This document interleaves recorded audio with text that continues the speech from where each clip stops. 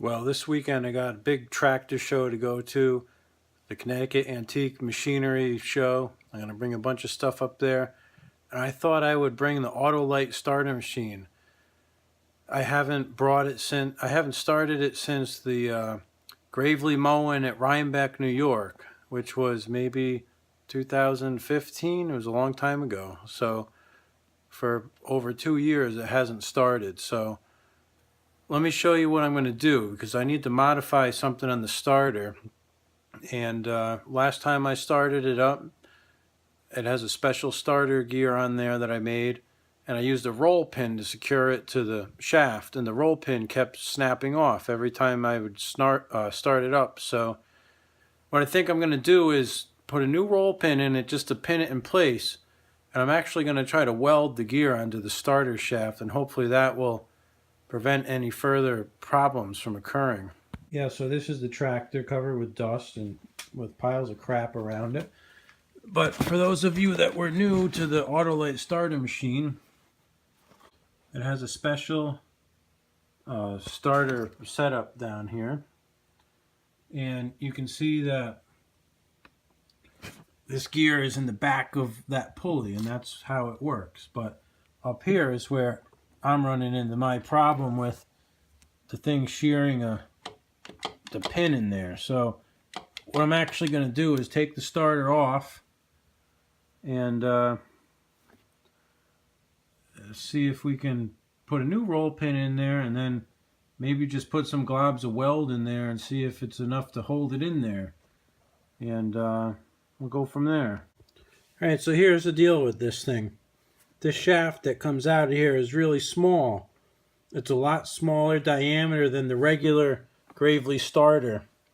And I bought this sprocket here. It actually uses a number 41 chain, whereas a regular Gravely uses a number 35 chain. So it's a bigger chain, and there's not much meat hanging out of this thing. So what I ended up doing was mounting the gear on here like backwards like this, and I drilled through the gear. You can see this hole I put in there, put a roll pin in there in the exact spot that it needed to be. So what I'm going to do is clean up the surface here a little bit and just try to get the paint off of it and clean up this shaft here a little bit. And my plan is, I got some new roll pins here. I think these are the right length. Let me see. Yeah, I got 2 lengths. This should be it. This is like 1 1/4 inches. So I'll put, yeah, that's perfect. I'll put the new roll pin in there and pin it in place.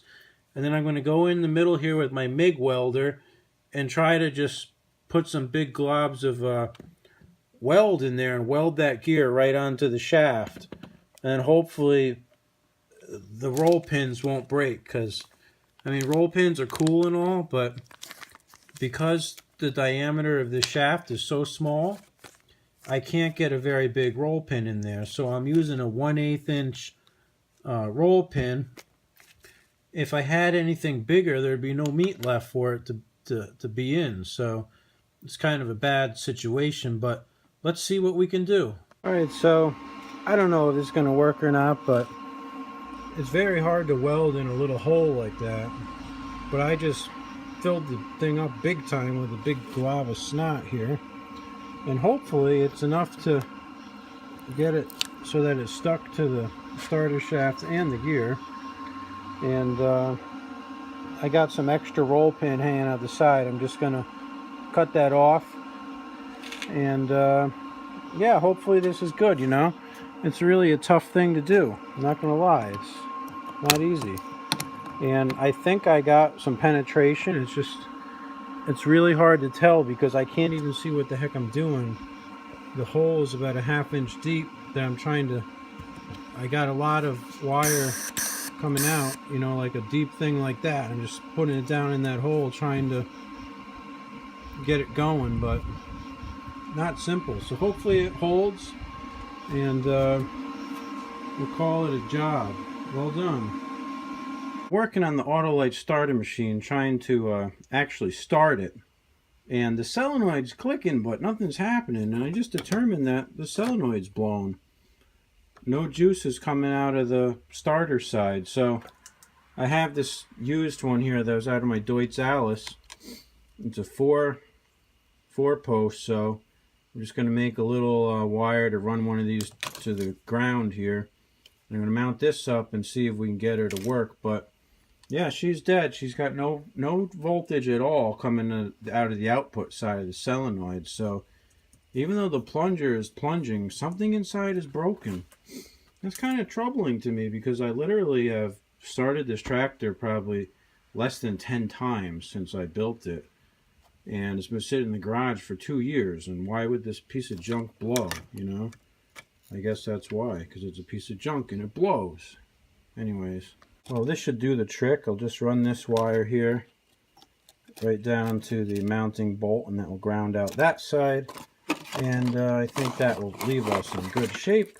Now the next question is that these lugs are like a 5/16 and these are only a 1/4 inch.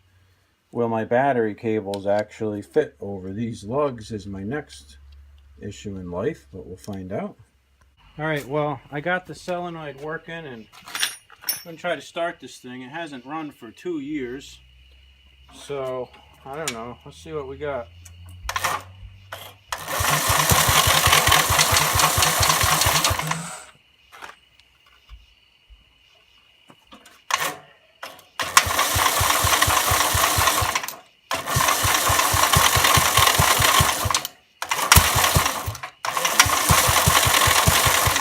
Oh, see if I can get this off of the throttle here.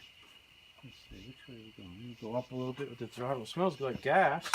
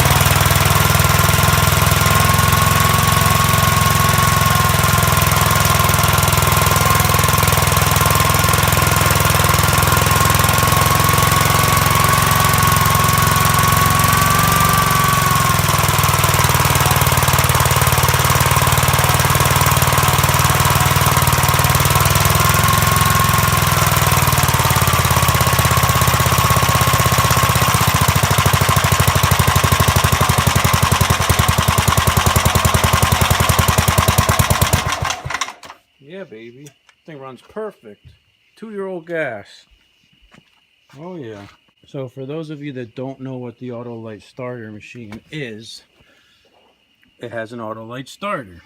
And it has a special clutch here where the sprocket is actually in the back of the pulley here. You see it? It's freewheeling this way. And when it turns this way, it engages. And my little weld job apparently is working on the gear, which is great. And it has the solenoid down here. And I don't know what it came with from the factory. I built that because there's clearly nowhere for a foot switch to go on this thing. So I decided to mount that solenoid in there. And I ran these wires up a piece of gas line here up to the handlebar, and I had put in a key switch up here. So that's how you start it. And I forget what year this thing is. Let me look at the serial number here. Let's see, it's an M18925. Yeah, so it's a 1957, and I had totally restored it. It was bought for 75 bucks and it was pitted and rusted from head to toe, and I did electrolysis on most of it, put new rims, new tires on it. It has a bored out cylinder, new valves, new valve guides, new piston, new rings. Thing's mint. And you can see how nice it is. It's covered with dust, but I had restored this whole entire thing. It's got the low pressure oil system on it. There's no No oil gauge or anything like that. Got the CarQuest red oil filter on there, the tins. And it's got the cast iron carb on it. It has a battery tray, just need a battery. It's got the old school air filter. Doesn't have a dipstick. I had painted this whole transmission case here with POR 90. And then I put a flat black enamel or gloss black Rust-Oleum on it. The intake manifold, the carb, everything. It really runs great. You heard it run. It runs perfect. But every nut, every bolt, every square inch of this thing I had restored. And it's probably the nicest tractor that I have. And it never even leaves the garage. So pretty crazy how that works, but that's the way it goes. I was thinking about bringing it to the show tomorrow. And I don't think I am. I think I'm just going to leave it home because I already have 5 Graveleys up there and my Whitty 2-horse and my Fairbanks Morse 2-horse. So how many tractors can one guy bring to the show, you know? So anyways, I hope you enjoyed this, and we'll be working on some more soon.